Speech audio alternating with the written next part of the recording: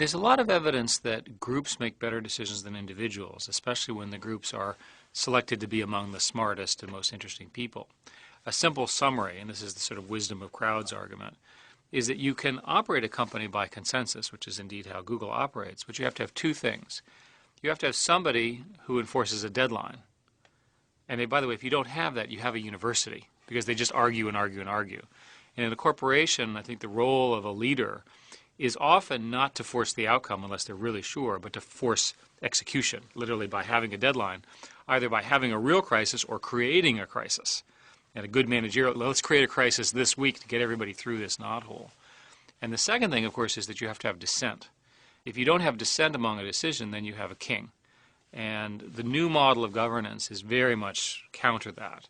And what I try to do, certainly in meetings, is I try to find the people who've not spoken, who often are the ones who are afraid to speak out but have a dissenting opinion, and get them to say what they really think. And then that provokes the discussion, and the right thing happens.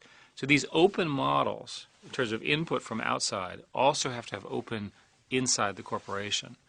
It's an art, not a science, to encourage this, because there are so many incentives in the traditional companies, the big offices and the corner offices and the regal, bathrooms and all that kind of stuff, and the big long table and everybody dressed up in suits, that cause people to be afraid to speak out. But the best ideas don't come from the executives typically, and unfortunately the executives don't agree with me on that.